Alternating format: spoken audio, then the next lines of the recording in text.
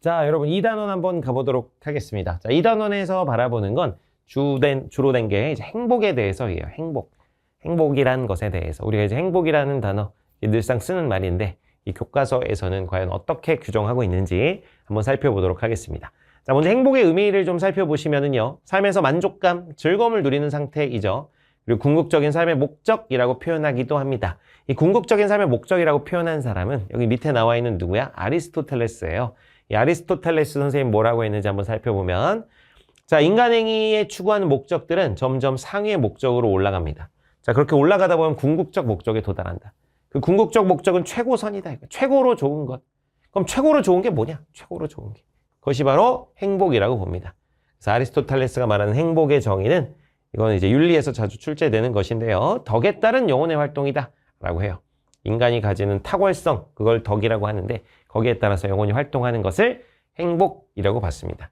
그래서 아리스토텔레스는 인간의 삶의 목적은 행복이다 이렇게 주장했던 사람입니다. 자, 넘어가서 행복의 기준 한번 보도록 할게요. 행복의 보편성과 상대성이라는 말이 나오는데 보편성은 언제 어디서나 적용이 가능하다는 것이죠. 자, 그래서 시대나 지역을 뛰어넘는 공통된 행복의 기준. 자, 여러분 예를 들면 먹고 살기가 너무 힘들어서 굶주리고 있어요. 자, 그렇다면 그 상태를 행복이라고 부를 수 있는 시대나 상황은 없을 거야. 그래서 그런 어떤 굶주린 정도는 벗어나야 그것이 어떤 행복이라고 할 수 있다라는 건 보편적인 거야. 보편적. 그래서 보편성이 있고요. 또 이 시대 상황이나 지역 여건에 따라서 행복의 기준이 달라질 수 있습니다. 자, 그게 상대성입니다. 상대성. 그래서 그 상대성에 관련된 이야기는 이제 밑에서 쭉 볼 텐데요. 자, 예를 들면 시대 상황 보면 뭐 독재 시대예요. 독재 시대여가지고 국민들이 이 독재자를 타도하는 걸 아주 염원을 하고 있어. 자, 그래서 그 독재 시대 때는 독재자를 타도해서 민주사회를 수립하는 게 행복의 기준일 수 있어요. 또 이제 지역 여건에 따라서 어떤 지역 같은 경우는 이제 사막 지역이야. 그래서 마실 물이 별로 없어. 그래서 그런 지역 같은 경우는 풍부한 물을 누릴 수 있다는 것. 그것이 행복의 기준일 수 있다라는 얘기죠. 근데 이제 우리나라나 이런 데서는 뭐 크게 관련은 없는 얘기지만, 그래서 시대 상황이나 지역 여건에 따라서 또 행복의 기준들이 다를 수 있다. 공통된 것도 있지만, 보편적인 측면이 있지만, 또 이제 상대적인 다른 기준들도 있다라는 겁니다. 자, 그럼 시대적 상황에 따라서 한번 좀 살펴보면은요. 자, 고대 헬레니즘 시대입니다. 이 고대 헬레니즘 시대, 이 헬레니즘 시대가 언제냐면, 여러분 고대 그리스가 이렇게 있었는데, 이제 대충 그리는 겁니다. 지도를 이렇게 이제 보면, 고대 그리스가 이렇게 있었는데요. 이 그리스 위에 마케도니아라는 국가가 있었습니다. 마케도니아의 이제 알렉산더 제왕이 이제 그리스 사회를 쭉 정복을 해버리죠. 그래 놓고 여기 이집트까지 정복하고, 심지어 인도까지 막 쳐들어가게 됩니다. 물론 인도 정복하는 것은 이제 성공하진 않았지만, 그래서 그리스의 사상이 이렇게 동양 쪽으로 쭉 전파가 되게 되거든요. 요런 시기를 가리켜서 헬레니즘이라고 합니다. 이 그리스 사람들을 가리켜서 헬렌이라 그래요. 헬렌. 그래서 이제 그리스 사람의 이 사상들이 쭉 유럽으로 동양으로 전파가 되던 그런 시기를 헬레니즘 시기라고 합니다. 근데 이제 알렉산더가 이렇게 대제국을 건설했지만, 여러분 제국이라는 것은 유지하기가 쉽지 않아요. 정복은 말 위에서 하는데 통치는 말에서 내려와야 하는 거야. 그래서 주민들과 어떤 이 연결된 유대감 같은 것들이 생겨야 통치를 할 수가 있기 때문에 통치는 훨씬 어렵습니다. 정복은 힘으로 해도. 그래서 이 알렉산더 제국도 오래가지 못하고 금방 쪼개지게 돼요. 그래서 이제 이집트 쪽하고 페르시아 쪽하고 그리스 쪽하고 이렇게 다 쪼개지게 되는데, 그러다 보니까 사회가 굉장히 혼란스러웠다 이거야. 그래서 이 고대 헬레니즘 시대는 굉장히 전쟁이 잦았고 혼란스러웠던 시대였다. 그래서 사람들이 어떤 세상사 이런 것에 관심을 두기보다 자신의 마음의 평온 이런 것들을 추구했어요. 그래서 마음의 혼란으로부터 해방을 추구했다. 그것을 마음의 평온함을 주로 추구했습니다. 그래서 이 헬레니즘 시대 대표적인 사상가는 뒤에서도 보겠지만 스토아 학파라는 사상이 있고요. 또 에피쿠로스 학파라는 사상이 있습니다. 구체적인 내용은 이제 뒤에서 보도록 하겠습니다. 자, 중세 시대 같은 경우는 신의 권위가 굉장히 높았던 시대입니다. 그래서 막 모든 걸 신의 뜻으로 막 설명하고, 뭐 이제 마녀 사냥 뭐 이런 것도 일어나던 그런 종교적 권위가 굉장히 강하던 그런 시기였기 때문에 이 기독교 신을 중심으로 하는 신앙 중심의 시대, 이런 세계관에서 행복이라는 것은 신의 은총을 받고 구원을 통해서 천국에 가는 것, 이걸 이제 행복으로 봤다 이거죠.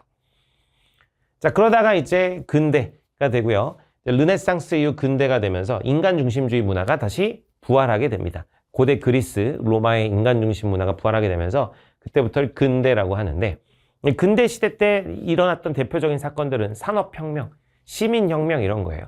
시민혁명들은 시민들이 자신들의 권리를 이제 실현해 나가기 위해서 그 기존에 있었던 절대 왕정을 타도했던 혁명인데, 그래서 이 근대 시대 때 강조됐던 게 바로 인간의 권리예요. 인권이야, 인권. 그 인권을 하늘이 부여했다. 천부인권 등, 그래서 인간의 권리가 강조되던 시기다.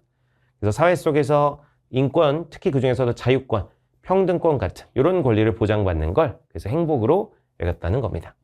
자, 현대 사회는 어떠느냐? 현대 사회는 여러분 우리가 사는 사회입니다. 그래서 어떤 이 행복에 대한 가치 기준 너무나 이제 다양하고 주관적이 됐다 이거예요. 그래서 다양한 가치관, 이념 이런 것들이 더욱 옹호된다. 그래서 주관적 만족감을 중시하는 지금 그런 시대가 됐습니다.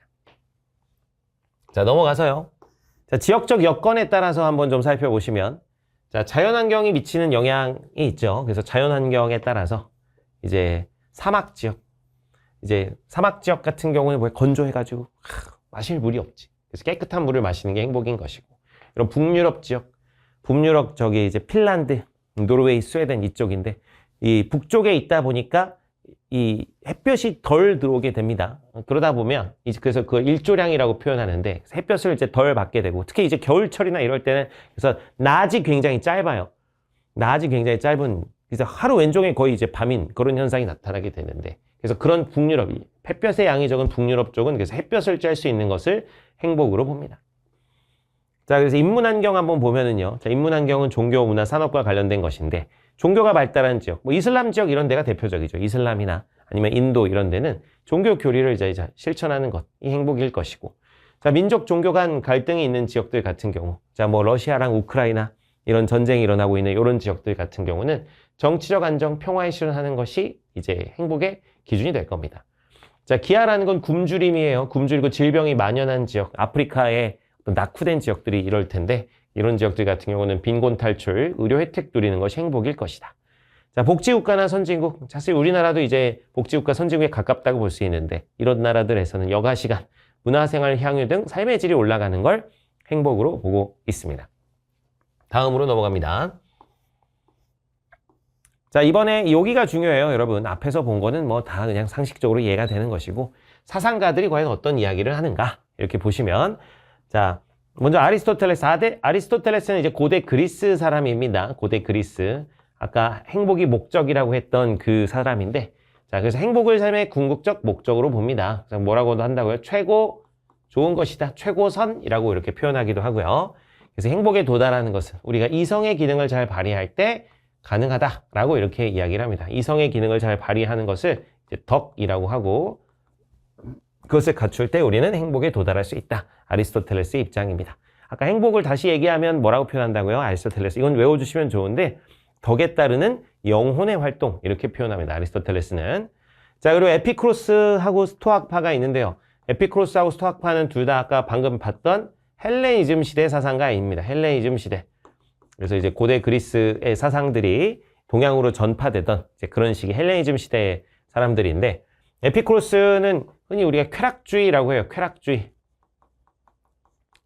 스토아파는 금욕주의라고 합니다. 금욕주의.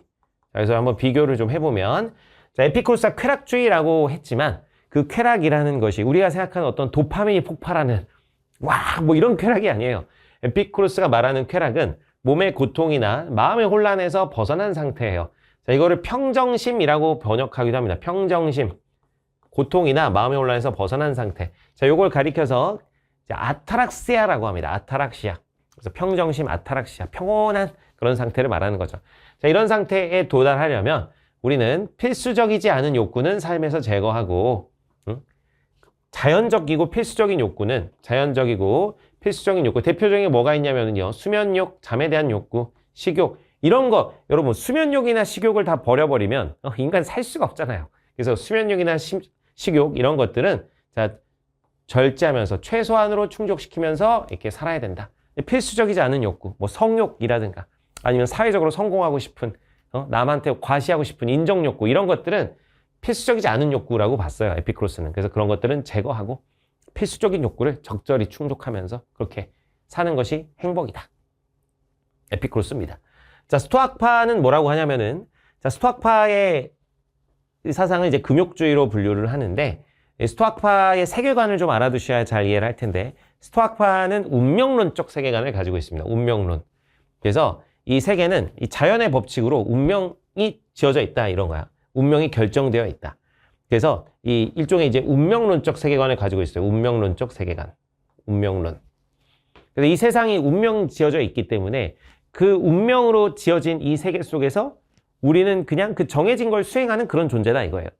자, 예를 들면 이 당시 그리스의 연극할 때 이 사람들이 가면을 쓰고, 가면을 페르소나라고 하는데, 가면을 쓰고 연극을 하는데, 그래서 그 각각 배역을 맡은 배우들이 예를 들면 그 극 중에서 내가 좀 억울하고 안 좋은 일을 당하는 역할이라고 해보자고요. 그럼 억울하고 안 좋은 일을 당하는 역할이라고 해서 그 배우가 실제 그것에 기분 나빠할 이유는 없는 거예요. 그건 극이 그냥 그렇게 정해져 있는 거니까, 대본이. 그런 것처럼 우리 인생도 이 운명으로 모든 것이 결정돼 있다 라고 이렇게 본다면, 설령 나에게 안 좋고 나에게 가혹한 일이 벌어져도 아, 이것은 그냥 나의 운명이구나 하고 그냥 자연스럽게 받아들이고 불필요한 감정을 이제 생기지 않게 만든다는 얘기입니다. 그게 스토아파의 세계관이에요. 자, 그래서 그 불필요한 감정들, 부정적 감정들에서 벗어난 상태, 자, 그걸 뭐라고 하냐면 아파테이아라고 합니다. 아파테이아. 그래서 이성적 사고를 방해하는 나쁜 정념, 분노, 슬픔, 이런 것에서 벗어난 마음의 평온함을 아파테이아라고 합니다. 아, 이 세상 모든 건 운명으로 정해져 있구나. 나는 그냥 그거를 운명으로, 나에게 일어나는 것들을 운명으로 받아들이고 그냥 살아야겠다. 자, 요거는 이제 마음이 그래서 이제 흔들리지 않는 거예요. 그래서 부동심이라고 표현합니다. 부동심. 자, 그래서 그러면 이 세상, 정해져 있는 이 세상의 질서를 우리가 인식하면 이제 운명으로 다 받아들일 수 있으니까. 자, 우리는 이성을 바탕으로 이 세계의 질서, 법칙, 운명으로 정해져 있는 이 세계 자연의 질서를 바르게 인식해야 된다. 이렇게 이제 이야기를 하는 게 스토아파입니다. 스토아파는 참고로 요 이성을 가리켜서 뭐라고 표현하냐면 로고스 이렇게 표현했어요. 로고스. 자, 이 헬레니즘 시대를 지나 또 뭐 중세도 있지만 중세를 지나, 자, 이번에는 이제 근대 사람들을 보겠습니다. 칸트하고 공리주의는 근대 철학의 이제 양대 산맥이라고 볼 수가 있는데요. 자, 칸트 선생님이 강조했던 건 도덕법칙과 의무의식이에요. 우리들이 가진 실천 이성으로 뭐가 옳은지, 뭐가 도덕에 부합한지를 판단할 수 있는 능력이 있다.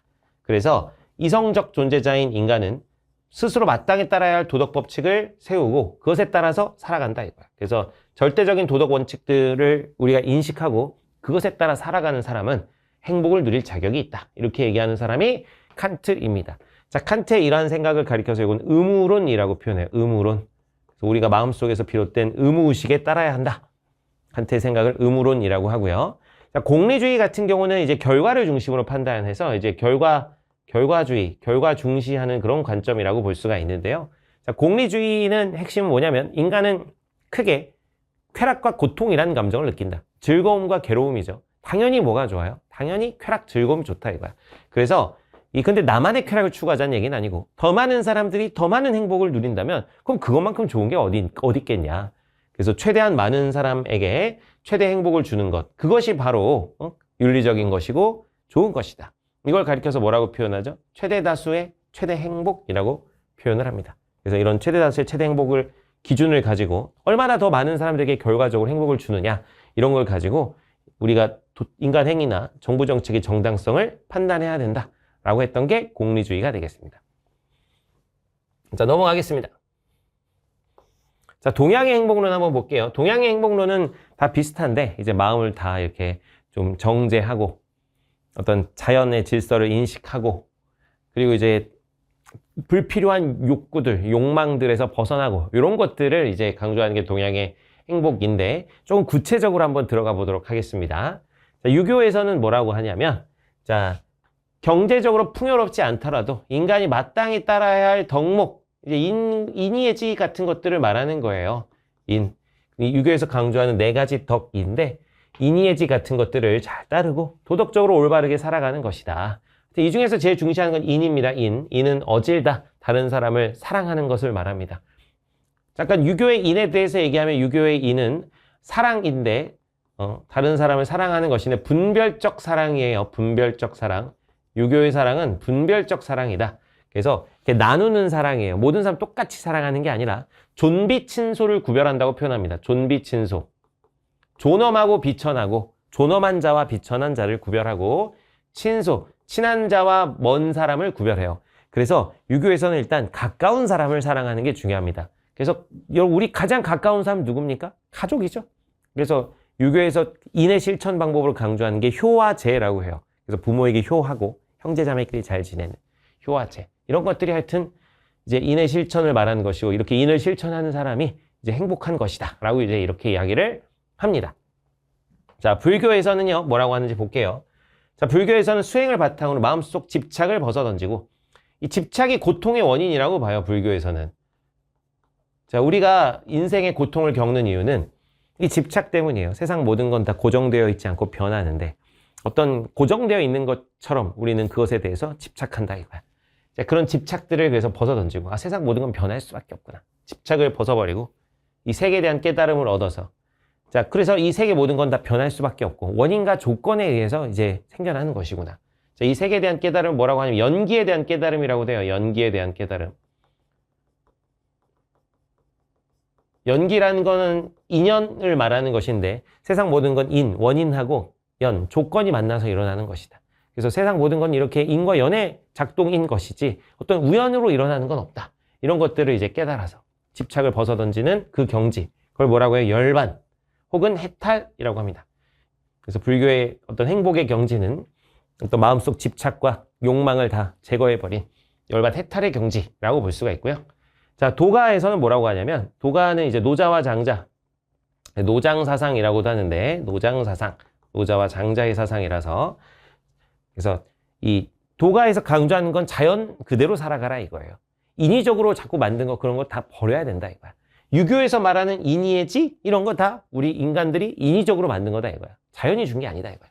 그래서 도가에서는 우리 인위적인 것들, 인간들이 억지로 만들어낸 것들 그런 거 다 벗어던지자. 그래서 이익과 욕망에서 벗어나. 그냥 자연에 따라서 우리는 살면 된다. 자연 만물의 법칙인 도를 깨닫고 정신적으로 자유로운 경지에서 논의는 것. 이게 이제 도가에서 말하는 행복이라고 볼 수가 있습니다. 이게 장자가 얘기한 소요라고 해요. 정신적으로 자유로운 경지에서 논의는 것. 소요라고 표현합니다. 짠. 자, 다음으로 넘어가도록 하겠습니다. 자, 여기 뭐 잠깐 나와 있지만 에피쿠로스의 쾌락하고 장자의 쾌락 있죠. 에피쿠로스 아까 얘기했던 거 쾌락주의자. 그래서 고통의 부재를 이제 쾌락으로 봤던 사람이고 여기 장자 같은 경우는 도가사상가예요. 도가사상가. 그래서 이제 자연 그대로 인위적인 것이 없이 자유롭게 살아가는 것을 행복으로 보았다. 이게 이제 장자의 이야기 되겠습니다. 자, 그래서 한번 삶의 목적으로서 행복 이렇게 나오는데요. 자, 이 사람들이 추구하는 다양한 삶의 목표나 가치는 결국 행복을 위한 수단이다. 그래서 행복해지기 위해서는 내가 뭘 중요시하는지 어떤 상황에서 만족감을 느끼는지와 같이 성찰이 필요합니다. 그래서 여러분 인생에서 여러 가지들을 경험해보고 그에 대한 성찰을 해보고 이런 과정들이 중요하다 이거죠. 그래서 적극적, 긍정적, 좋은 습관 가지자. 뭐 그냥 뻔한 얘기고요. 그래서 삶의 목표를 세우고 꾸준히 실천해 나가자. 뭐 이런 뻔한 얘기가 나와 있습니다. 자, 패스하도록 하죠. 자, 그럼 행복한 삶을 실현하기 위한 구체적 조건들은 뭐가 있을까? 4가지를 배울 텐데, 자, 첫 번째, 정주 환경이 있습니다. 질 높은 정주 환경. 자, 정주 환경은 우리를 둘러싼 우리가 살아가는 환경을 얘기하는 것이에요. 그래서 인간이 살아가는 데 필요한 자연 환경과 인문 환경을 다 통틀어서 정주 환경이라고 합니다. 자, 질 높은 정주 환경 보면, 자, 먼저 쾌적한 자연 환경이 있으면 좋겠죠. 하천, 대기 등이 오염된 장소에서는 안전된 생활을 영위하기가 어렵기 때문에 행복시험 방해가 된다. 그리고 태풍, 홍수, 지진 같은 게 많이 일어난다면 역시 안정적 생활을 영위하기 어렵다. 당연한 얘기 아니에요. 자, 그리고 좋은 인문 환경. 이제 이 인문 환경은 인간들이 만들어낸 환경입니다. 좋은 치안. 그래서 뭐 이제 범죄 같은 게 적게 일어나고 의료시설, 문화시설 이런 것들이 갖춰진 지역이 이제 역시 행복 실현에 도움이 되는 것이다. 이런 얘기예요. 그래서 질 높은 정주 환경을 위해서는 지역 내에 사회 인프라는 기반시설을 말하는 겁니다. 기반시설. 그래서 그 지역, 사회가 유지될 수 있는 기반시설을 말하는 것인데 여기 나와 있지만 뭐 도로라든가 학교라든가 상수원, 이렇게 이제 수도, 물 공급 뭐 이런 것들을 해주는 것을 기반시설, 인프라라고 합니다. 이제 이런 것들을 잘 갖추어야 질 높은 정주 환경이라고 할 수가 있다는 것입니다. 그래서 이것과 관련해서 이제 이중환이라는 선생님이 아저씨가 이제 책을 써요. 이중환의 택리지, 조선 후기 실학자인데 택리지는 땅을 택하는 방법에 대해서 서술한 그런 책입니다. 그래서 택리지라고 표현하는데 땅을 택하는 방법. 자, 그래서 그 관련된 내용으로 이제 가거지라는 개념이 나와요. 거주가 가능한 땅이다. 가거지. 거주가 가능한 땅이다. 자, 그래서 그 거주가 가능한 사람이 살만한 곳에 4가지 조건이 있는데 이거 반드시 외우셔야 됩니다. 첫 번째, 풍수지리적으로 좋아야 된다. 풍수지리가 뭐예요? 땅의 기운을 말합니다. 그래서 여러분 영화 파묘 이런 거 보면 이제 땅의 기운이 막 이렇게 움직여가지고 이상한 데 묘자리 쓰면 막 이제 귀신 나오고 막 이러는 건데, 자, 그 파묘 같은 것이 풍수지리 사상에 기반해서 만들어진 영화예요. 그래서 땅의 기운이 좋아야 된다 이거야. 자, 두 번째로는 생리입니다. 생리. 생리라는 건 생활에 이득이 돼야 된다. 그래서 경제적으로 유리한 지역이어야 된다. 그래서 땅이 비옥해가지고 농사를 지으면 곡물들이 막 쑥쑥 자라. 그래서 이득을 많이 볼 수 있다. 뭐 요새 현대적 버전으로 하면은 뭐 근처에 좋은 일자리가 많다라든가 아니면 장사를 하기 좋다라든가 이런 데가 이제 생리적으로 좋은 것이겠죠. 그다음 인심. 인심은 뭐 말 그대로 사람들의 마음이에요. 그래서 이제 주변 주민들이 넉넉하고 좋은 인심을 가지고 있어야 돼. 맨날 각박해가지고 막 서로 경계하고 뭐 이런 게 아니라. 그다음 산수. 말 그대로 산과 물입니다. 요새 말로 하면 뷰가 좋아야 된다 이거지, 뷰가. 그래서 경치가 빼어난 지역, 산과 물이 있어서 뭐 한강 뷰 뭐 이런 거 있잖아요. 북한산 뷰, 경치가 빼어난 지역, 이런 데가 살기 좋다 이거야. 다시 4개. 지리, 생리, 인심, 산수입니다. 자, 잘 외워두시고요. 자, 그 다음에 필요한 행복한 삶을 위한 조건, 당연한 얘기지만 경제적 안정성입니다. 경제적으로 안정이 돼 있어야. 그래서 여러분 그냥 상식적으로 경제적으로 너무 어려운 상황이야. 그 상황에서 행복하기가 쉽지가 않겠지. 그래서 이제 경제적 안정은 기본으로 갖고 있어야 역시 행복에 도달할 수 있다. 그래서 생활에 필요한 재화 서비스를 안정적으로 소유할 수 있다. 평균 소득이 낮다면 생계에 필요한 재화 서비스를 마련하기 어렵기 때문에 행복한 삶을 누리기가 어렵다. 당연한 얘기죠. 그리고 대체로 소득 수준과 행복은 비례하는 편이에요. 소득 수준이 올라갈수록 행복이 올라가지만 소득 수준이 올라간다고 반드시 행복함을 느끼는 건 아닙니다. 요것을 이제 연구했던 사람이 누가 있냐면 이스털린이라는 사람이 있어요. 이스털린이라는 아저씨가 있는데, 그래서 이스털린의 역설이라는 이제 개념이 있습니다. 이스털린의 역설은 뭐냐면, 자, 좀 정리를 해두면 일정 구간까지는, 일정 소득까지는 이제 행복이 증가한다 이거예요. 행복이 증가. 자, 여러분 예를 들면 100만 원 벌던 사람이 200만 원 벌고 300만 원 벌고 그러면 너무 행복하다 이거야. 행복이 올라갑니다. 그런데 일정 수준이 넘어가면 예를 들면 1000만 원을 넘게 버는 사람이 1100만 원, 1200만 원, 1500만 원 번다고 해서 별로 행복에 영향은 없다는 거예요. 그래서 이스털린의 역설은 일정 소득까지는 행복이 증가하지만 그 이상엔 별 영향이 없다 이겁니다.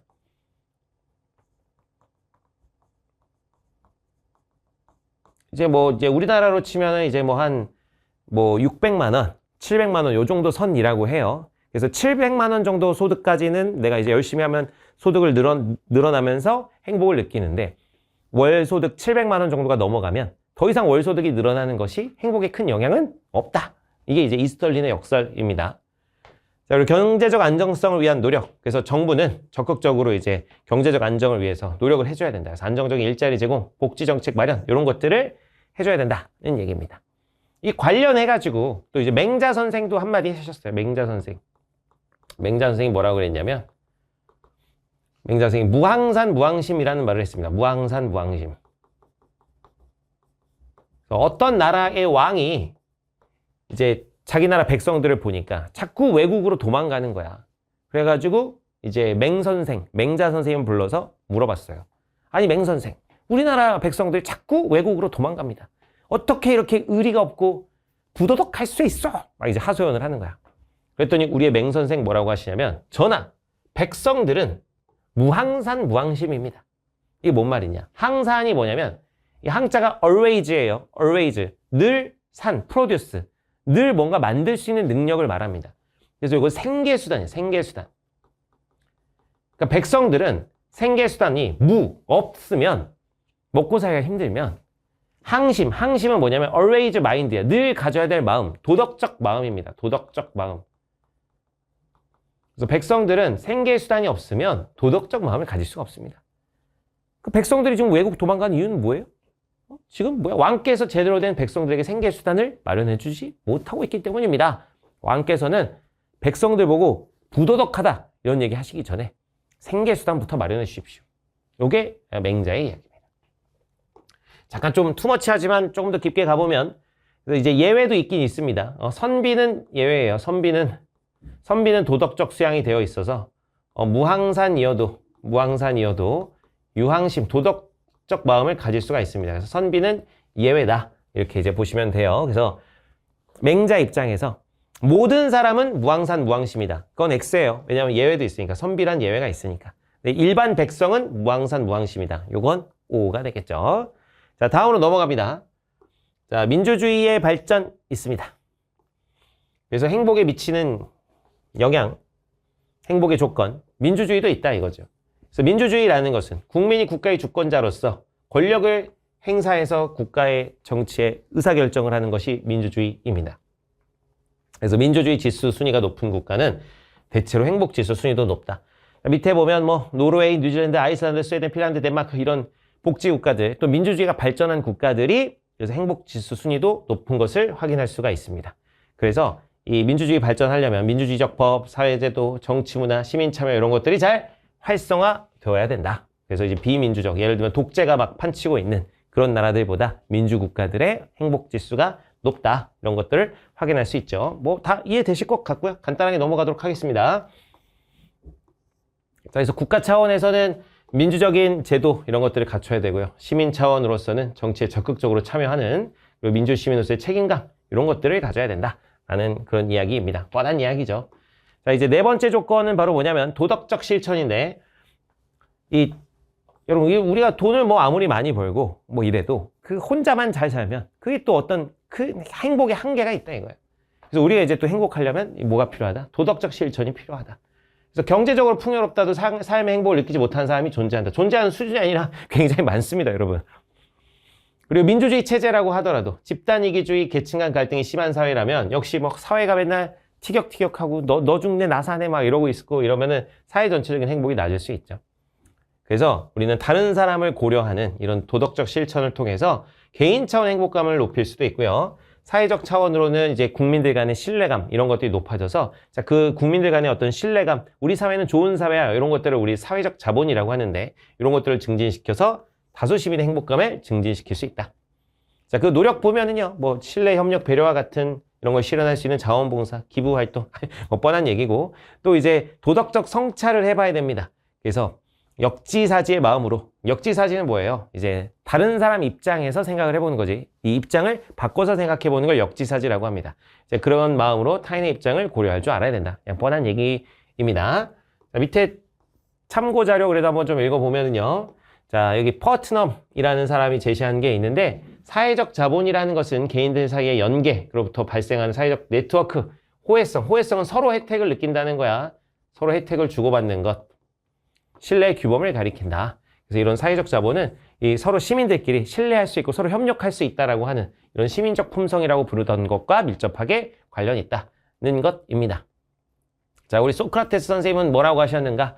재물이나 명성과 명예는 최대한 많아지도록 마음을 쓰면서도 자신의 영혼이 훌륭해지도록 하는 일에 대해서는 마음을 쓰지 않는 걸 부끄러워해야 된다. 그래서 영혼에 대해서 성찰하는 것, 그것이 이제 중요하다. 그래서 이 또 너무 좀 약간 과격하게 얘기하면 숙고하지 않는, 성찰하지 않는 삶이라는 건 살 가치가 없다라고 이렇게 소크라테스 선생님이 이야기했죠. 그래서 뭐라고 하세요? 너 자신을 알라 이렇게 이제 얘기를 하시죠.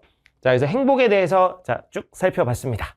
자, 관련된 내용들 특히 키워드 중심으로 잘 정리해 두시기 바랍니다. 자, 2단원 마치겠습니다.